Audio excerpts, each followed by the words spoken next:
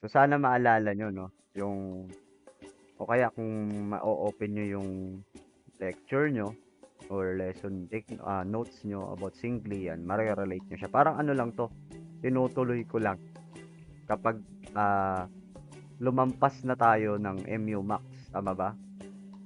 I mean yung capacity natin na MU ay lumampas na ng maximum limit.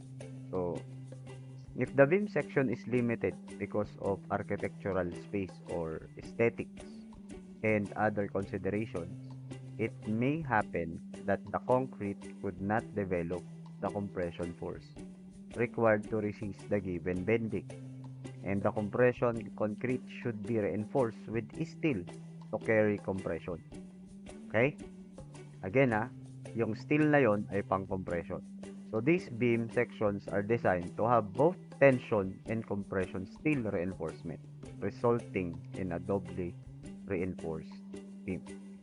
May possibility na hindi lang dalawa ang bakal sa taas or hindi lang dalawa ang bakal sa baba. Pwedeng mas marami pa doon. Depende sa laki ng moment mo. Pero di hamak na mas marami malamang ang tension kaysa sa compression. Kasi bakit? Ang concept, yung sobra lang kasi ng tension ay nililipat natin sa compression, no? At kung sakali man na lumaki yung moment natin dun sa maximum limit, which is yung strain na 0.004, naalala niyo yun? Ay i-cater ng ating compression section or compression zone. Di tutulong yung concrete doon, tama? Kasi ang concrete nasa compression, 'di ba? Malakas ang concrete sa compression. Pero magkakaroon din pala ng tension or sorry, compression steel bar. So, possible pala 'yun. So, if that's so, kunwari meron tayong beam, no? Diyan po kayo, nakikita niyo po. Okay? So, yeah. Meron tayong beam with D, D, C. So, medyo disclaim ulit, magpo-focus tayo ng doble reinforced sa rectangular na lang. Ano? Kasi medyo matrabaho na mabuti kapag irregular pa yan eh. 'Di ba no? Naintindihan ko kayo doon sa part na 'yon. So, mag-focus tayo sa practical. So, rectangular, which is B, D, yung effective depth, and yung C, yung maliit na C is distance from the neutral axis to the compression member. So, technically, ang discussion ko ay doon muna tayo mag-focus sa positive ang moments natin. Therefore, ang tension ay nasa baba at compression nasa taas. So, meron tayong bakal, 'di ba? AS, position at centroid nung bakal. So, meron na tayong bakal sa taas dahil doble na to. Tinatawag natin siyang A'(A). Okay? So, lahat ng portion sa second or sa compression side, lagyan nyo ng prime or lagyan nyo ng apostrophe. Okay? Para ma-distinguish natin. Ngayon, may tatawagin tayong MU1 or ito yung moment kung saan naabot lang niya yung maximum limit. Okay? Ano yung concept kanina? Kapag lumalampas ka na sa maximum limit or MU max, yung MU mo ay sobrang laki, pupunta yung iba sa compression side. Therefore, anong ibig sabihin pala ng MU1? Ito na ba yung MU max? Yes or no? Yes, very good. Tama. Ibig sabihin mga kapatid, yung MU1 is considered the MU max.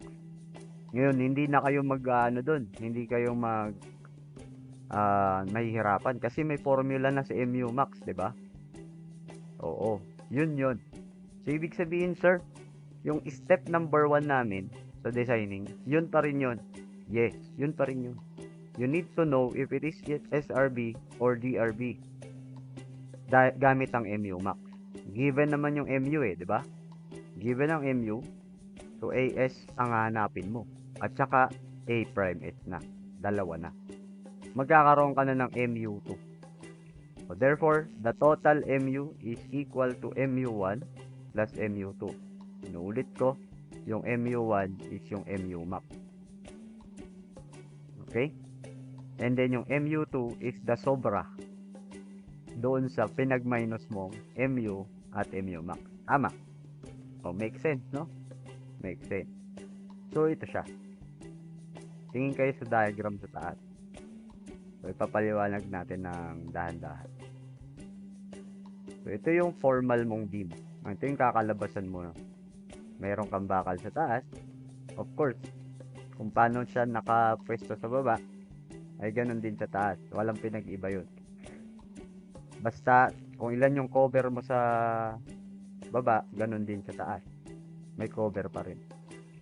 So, ngayon, effective depth ang tawag natin doon sa distance mula sa compression side down to the centroid of tension bar.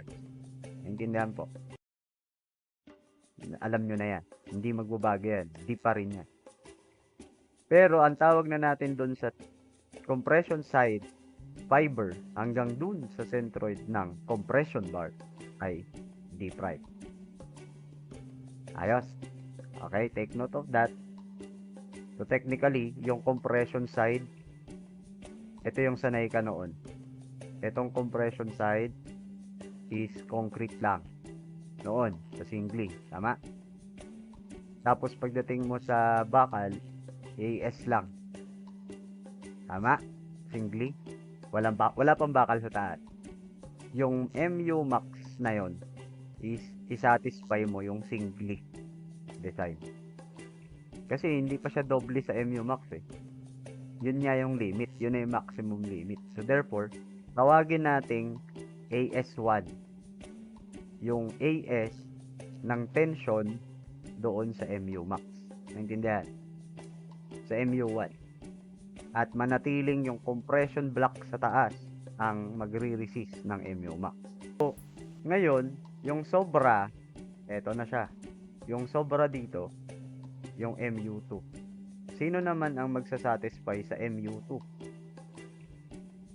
Pagdating sa MU2, para masatisfy mo yung MU2, magkakaroon ka ng tension bar sa taas. Yun yung idadagdag natin. Natutulong doon sa compression block. Dati concrete lang yan eh, 'di ba? Pero dahil sobra nga yung moment, lalagyan natin ng bakal sa taas. Yung tension ay magkakaroon ng compression force din diyan. So bali ilan na ang compression force sa taas? Dalawa na. Isa sa concrete at isa sa karagdagang bakal. Tama? Ang tawag natin sa bakal na yon, Miss Allen, ay A'(S). Okay? Gaya ng sinabi ko kanina, lahat ng component dito sa taas, lagyan mo ng prime para masabi mong pang compression. Okay? D prime, A prime, S. Okay? So, pagdating sa baba, you need to balance that A prime S. Okay? Nandiyan po ba kayo? Kasi 'di ba dapat equilibrium? So, kailangan mong magdagdag ng AS sa baba para mabalance siya. May kokontra doon sa A'(S) na yun na dinagdag mo. And that is AS2. So, pag pinagsama mo yung AS1 at AS2, yan ay total ng AS. Of course, AS1 plus AS2 is equal to AS. Yung total AS mo. Tama? So, doon natin, yun ay magiging final answer mo. Ibig sabihin, sa solution, you need to get first the AS1, and then later on the AS2, and then you will add. Tandaan nyo, kapag pinagsama na sila sa isang beam, which is ito, dapat mag-maintain pa rin ito ng equilibrium. That's the concept. Okay. So ngayon, i-derive na natin yung mga formula. Since naintindihan nyo na yung dapat mangyari, so derive natin. So we need to place all the forces para makakuha tayo ng formula. Tingin kayo doon sa baba, bandang baba. Okay. Let's do the stress diagram. Okay? Naalala nyo to? Itong mga arrows sa taas is representing the compression force on the block. Yung A natin is the height of compression block. So, tinanong kayo, what is the height of compression block? Yun yung A. Okay? Tapos, di ba ang stress ng concrete ay 0.85 F prime C. Okay? So, pag kinuha natin yung total force doon, yun yung C. Okay? Which is 0.85 F prime C AB. Wala na tayong problema dyan. Alam niya yan sa singly reinforced. Kaya lang, CC lang yun na ilagay ko dito kasi concrete. Kumbaga, nadagdagan na tayo ng symbolism. Hindi na lang to basta C, kundi CC. Bakit? Para ma-identify mo na pang-concrete ito. Ibig sabihin yung pang-steel ay CS. Okay? So, dalawa na kasi ang compression force mo. Now, meron kang tension sa baba. Tama? May tension ka sa baba. Galing dun sa AS1. Ayun. No? So, may sariling tension force yun. Tawagin mo siyang T1. Sabihin lahat puro pang 1. Pang maximum limit. So, T1 is equal to AS1 Fy na. Okay? Sa mga concept natin, mga kapatid, laging Fs ito, sabi ko sa inyo, no? Para hindi kayo maligaw. Laging AS, Fs. Isipin nyo Fs lagi, actual Fs. Pero kapag maximum limit, dahil naabot na nito yung limit, ano ibig sabihin nun? Eh di nagte-tension control yun. So, Fy yun. Okay? Dalawang case na yung maririnig mo sa akin. Una, yung balance condition. Diba sa balance condition, nasa-satisfy na Fs. Diba Fs is equal to Fy? Kapag balance, yes or no? Yes. Diba? Ganon din kapag maximum limit. Pag nasa maximum condition ka na, Fs is equal to Fy din. Tandaan yan. Basta drawing mo yung diagram sa isip mo, maniwala ka sa akin. Mas madali mo siyang masosolve. Okay? So, mag-relay ka sa concept. Next one. So, you need to get the distance between the two force para makapagkuha ka ng couple, di ba? Or makapag-moment ka, makakuha ka ng moment. So, ang tawag doon ay D, di ba? D minus A over 2. Di ba? Yung pagitan nilang dalawa. So, couple na sila. So, pwede ka makakuha ng moment na dito using C is equal to T. CC is equal to T1, di ba? Or some like kapag moment is CC times D minus A over 2. Force times distance, di ba? Okay. Let's proceed with MU2. So, paano naman natin lalagyan ng force yung MU2? Ayan. May note ako dito. AS1 is called the AS max. MU1 is the MU max. Yun na yun. Tatandaan nyo yan, ha? AS max. Paano ba kinukuha ang AS max, mga kapatid? Rho BD. Naalala nyo yung rho? Rho is equals to AS over BD.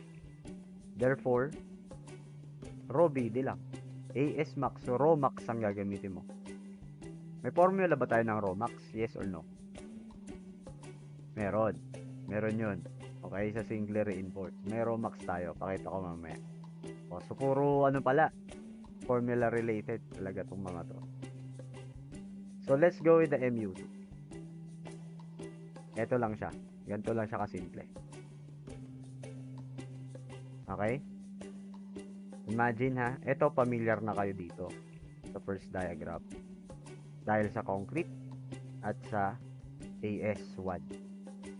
While kapag may MU2 ka na, nadagdagan lang siya ng A' sa taas na magko-contribute, Miss Allen, ng compression force galing sa compression bars. Okay? While, para ma-balance mo yung CS na yan, there is an AS2 galing sa sobrang bakal or sobrang bakal sa tension, at yun po ang magme-maintain ng equilibrium. Tawagin natin siyang T2. Okay? So, therefore, T1 plus T2 is equals to T. Overall T. CC plus CS is equal to overall C. Okay? Ganun lang yan. And then, AS2, instead na FY ang gamitin ko, FS na. Okay? Kasi hindi mo na alam to. Kukumputin na natin tong FS. Gamit ang formula. Ano yung formula? Okay, yung may 600, no? So, technically, lalabas yan mamaya sa mga derivation natin. So, D minus D prime naman yung pagitan nilang distance. Paano nakuha yon? Tingnan nyo. Kasi di ba D effective depth, tapos yung D prime is the distance ng A prime S mula sa tuktok. So, ito yung pagitan. D minus D prime. Ayan. Isa ulo nyo lang to mga kapatid. Maniwala kayo sa akin. Okay, gets nyo na yan. So, let's proceed with the steps. But just remember all of this first. Okay? Naalala nyo to? Yan. Yan na yun. Tatandaan nyo yung mga to, ha? Yan. T1 is equal to CC, T2 is equal to CS. Galing yun sa diagram na yun. Yan. MU1 plus MU2 is MU. MU1. I-minus mo yung MU2. So, the rest are naaalala natin. Ayan. Cmax. Ayan. At maximum condition, may Cmax ka. At balance condition, may C balance ka. Ayan. Nasa maximum condition. And then, lastly, naalalahanin nyo yung reduction factor. Sa reduction factor sa maximum condition, mga anak, ito yung pinag-iba. Yung FS, di ba FS dapat to maugan? Tama ba? FS minus FY dapat to. Yes, sir. Therefore, tandaan nyo to. Baka itanong to sa board exam. Ano ang FS? O ano ang actual stress kapag maximum condition? Ang FS mo kapag maximum condition, 800. Huwag nyo po sanang kalimutan yun, ha? So, steps. Ayan. Hindi pa ito MU. So, ito pa lang siya. Yun. So, ito na lang isa ulo nyo. Okay? Tapos, tignan nyo to, baugan. Ito yung sinasabi ko sa'yo, baugan. Yung reduction mo dito, 800 na to. Okay? Yun yung dahilan. FS is always 800 at maximum condition. Pero kapag naabot na ng MU yung lampasan pa ba yung limit na maximum, doble ka na. Proceed na daw tayo sa next step. So, step 5 na yun. Proceed to DRB topic. Next, for MU1, yan. MU1 is the MU max. Tama ba, Gallardo? So, saan galing yung concept? MU1 is equal to MU minus MU2. Para makakuha ka ng MU max, kailangan mo munang i-address yung formula kanina sa taas. So, para makuha yung MU2, i-minus mo lang yung dalawa. Ayun. But, CC is equal to T1. Ito siya, no? CC is equal to T1. Tingin ka sa first diagram na. Dahil doon, mai-equate mo yung 0.85 F'C AB. So, equal siya sa AS1 Fy. Kaya sabi ko, tandaan yung drawing eh. So, diyan ka kukuha ng AS1. So, sa AS1, sabi niya kanina, yun daw yung AS max. Kasi nasa max condition siya eh. O, satisfy mo na yung AS1, itabi mo na yan. Ano na lang ang kulang? AS2. Okay? Para matotal mo siya. Pero may isa pang way para ma-solve yun. Yun ay Romax. Di ba? Binanggit ko yung Romax kanina. So, sa Romax, ipaalala ko lang, wala siya pa. Yan. Dito galing yan. No? At maximum condition wherein your strain is 0.004. Lagi yung tandaan nyo, laman labas sa exam yan. Ano ang strain ng maximum condition? 0.004. Instead na mag-equate ka ng CC is equals to T1, pwede ka mag-direct sa formula. Romax ang gagamitin ko. No? Yan, Romax ang gagamitin ko. Therefore, from the concept, AS is equal to rho BD, or rho is equal to AS over BD. Yan, raw po yan ha. Yan po. Diba? Ito yung raw max. So, isa ulo mo lang to. 37.85 beta 1 F prime C over Fy. I-substitute mo dun sa raw. So, ito yung magiging max. Raw max. Ibig sabihin, yung AS mo dyan is yung max. No? Divide mo ng DD. Eh, di ba may B ka, tas D ka? So, AS max na makukuha mo. AS max is diretsahan na. Is equal to raw max over BD. Yan din yun, yung AS1. Kasi note, AS1 is equal to AS max. No? So, next, natapos na natin sa MU1, i-address naman natin yung MU2. So, eto. Tingin kayo sa diagram ng MU2. Eto siya. Yan. So, sa MU2, okay, i-address mo o computein muna natin yung Fs. Okay? You will always check kung nag-yield muna ang bakal o hindi pagdating sa compression side. Kaya meron ako ditong formula na Fs is equal to 600 D minus C over C. That is common, alam niyo na yan. Pero yung C dito, hindi ka na maghanap sa iba. 3/7 ng D. Naintindihan po? C max is equals to 3/7 ng D. Substitute. Alam nyo kung ano makukuha nyo dyan? 800. Bakit? Kasi at maximum condition. Okay? Ano ulit ang Fs at max? 800. Pero pagdating sa F prime S, okay, iba na yan. Kung possible na magbago na yan. Dahil depende sa D. So, let that to be checked first. Okay? Kapag sobra o malaki ang Fs sa Fy, that would be attention still yields. And equate mo na si Fs as Fy. Lagi naman nangyayari yan. If Fs is less than Fy, hindi equal si Fs at Fy. Kaya kumuha ka ng bagong Fs. Ganun lagi. Ganun din sa compression side. F prime S na ang tawag natin sa kanya. Kasi compression na siya. Kapag mas malaki sa Fy, ibig sabihin nag-yield yung bakal sa compression side. Gusto din natin mangyari yun, no? Na nag-yield yung compression steel doon. So, F prime S naman is less than Fy should not be yielding.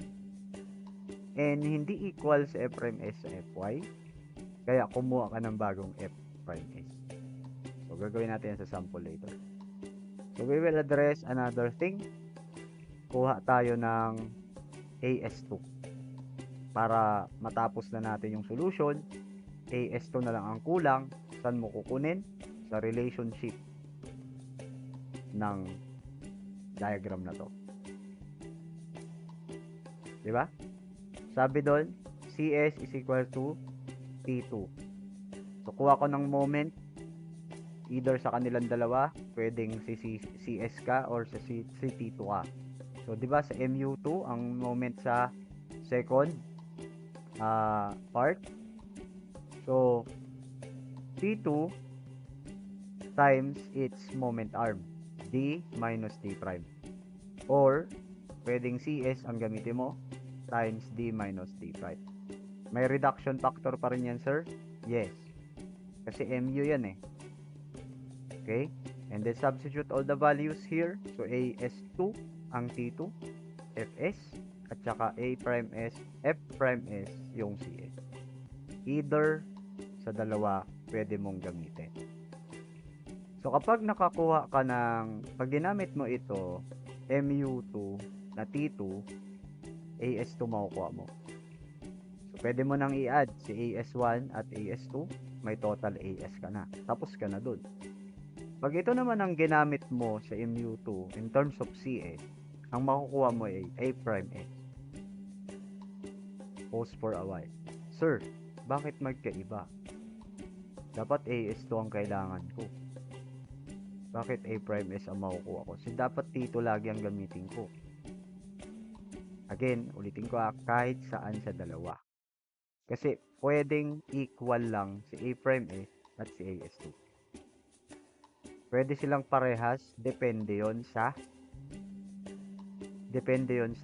kung nag-yield yung bakal or hindi. Kaya nga natin chinek, diba kanina, kung nag-yield yung compression or hindi.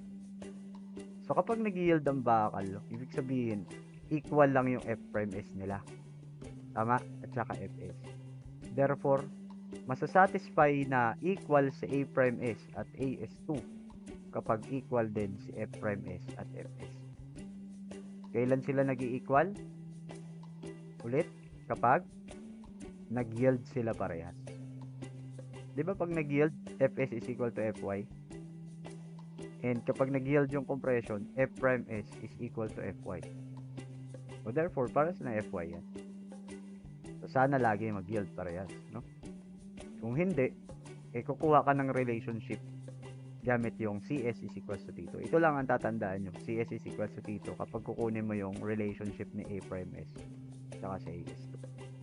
So yun na, tapos na tayo. Bago matapos yung oras, sampulan natin to. Okay? So, a sample of 300 mm wide rectangular beam has an effective depth of 490. Concrete compressive strength F'C 27.6 MPa and steel yield strength of Fy 276 MPa, and the compression steel, if required, shall have a centroid of T of 60 mm. Yan yung D prime. Okay? Ibig sabihin, compression steel if required sa taas yun. Okay? May maliit ka doon na D, 'di ba? 60 mm daw yun from the centroid to the extreme fiber. So, calculate the required tension steel area if the factored MU is 600. Ano ibig sabihin? Anong hinahanap sa atin? AS. Pero this time, baka DRB yan. Tingnan nyo muna yung MU. Okay? Ang laki niyan compared sa mga size, which is yung size is 300 by 490 lang. Usually, ginagamit mo lang yan sa SRB, di ba? So, following the steps, so, in-screenshot ko yung steps dito. Yan. Tabihan lang natin. Yan. Sige. So, F prime C 27.6, beta 1 yung 8.85 kasi hindi lumampas ng 28. So, our address mo lahat ng patungkol sa MU max. Ayan siya. Okay? Tapos pansinin nyo yung FS, 800 ang nilagay ko. So, 0.8309 and nakakuha ko ng MU na 418.341. Ang MU mo ay 600. Ibig sabihin, sobrang laki ng MU sa MU max. So, DRB. We go to number 2 steps, which is I will address again the MU muna. So, kukompute ako ng AS1 agad-agad. Okay? Yun. Tignan nyo yung ginamit ko dito. Romax. Nalala nyo? Si Romax ay pwede kong gamitin using 3.7, no? 0.85. Kuha na ako ng Romax. Ito lang siya. Okay? And then, para makuha ko sa AS max, Romax BD. So, B is 300 and B is 490. You will have AS max. Biruin nyo napakalaking area niya ng bakal. No? Ibig sabihin, pang single pa lang yan. Nandun pa lang siya sa MU1. So, computein mo na rin yung CMAX. 3.7 ng D. Kasi i-check natin yung kung nag-yield yung bakal. Yan yung sinasabi natin dito sa step number 3. Yan. For MU2, you should check first this value. So, AS max is considered as A1, mga kapatid. Ay, AS1. So, itabi mo na yan. Yes. So, check if it still yields. So, of course, sabi ko sa inyo, laging yung mako-compute na FS is 800 at maximum condition. Patunayan natin. C max is 3/7 ng D. 3/7 ng 490. 210. Diba? kunin natin yung formula ng Fs, 600 D 490 minus 210 over C 210 800. Okay? Satisfied? So, 800 yon. So, less, greater than siya sa Fy, of course. Kaya nga, every time na maximum condition, lagi nag-yield yung bakal natin. Prove ko ba sa inyo? React lang kayo Ayan, unti-unti na nakiklear natin, no? Kaya pala maximum condition laging equal sa Fs at Fy. Okay?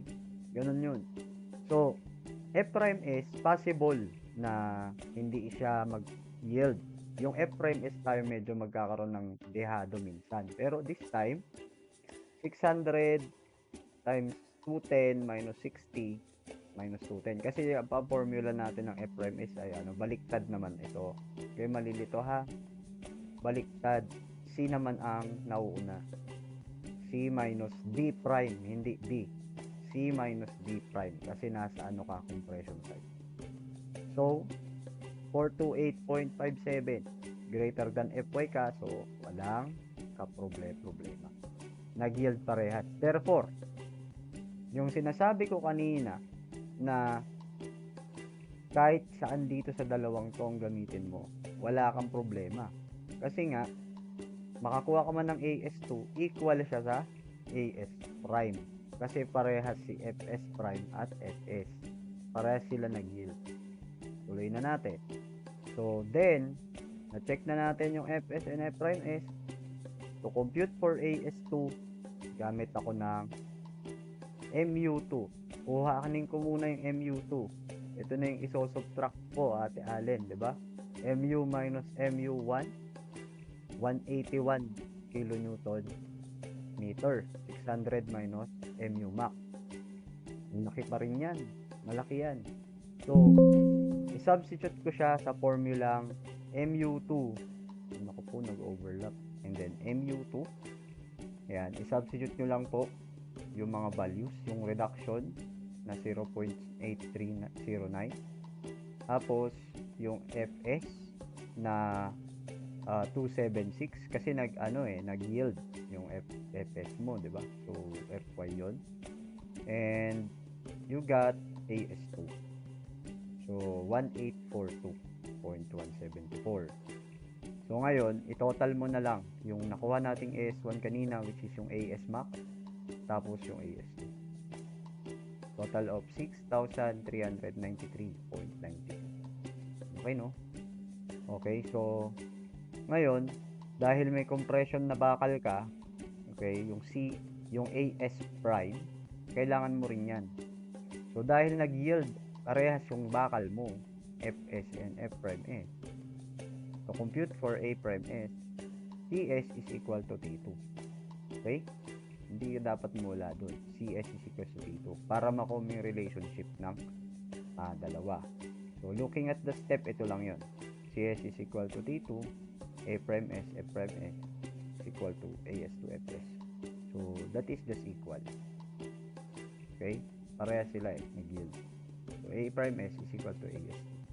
Therefore, your A prime S is equal to AS2. So, ito na. Ang ibabox mo, AS tsaka A prime S. So, yun lang po yung double reinforced design. Simple representation. And kaya na natin i-address kapag sumusobra yung moment natin. So, actually, ito yung first example natin sa tawag dito sa singly reinforced noon. Nag-try tayo sa 20, nag-try tayo sa 140, nag-try tayo sa 410, tapos nag-try tayo sa 500. So hindi na satisfy sa singly reinforced yung 500 kilonewton per meter. Kilonewton meter to. Kaya doble na siya. So if you look at the solution, I place it here. Kung 500 kilonewton DRV siya. And already following the steps. Ayan siya. So, ganito yun. Lalabas ng AS ko 5,379 and A prime S ko is 828. Okay? So, yan. So, Thank you sa panonood, nakikinig, and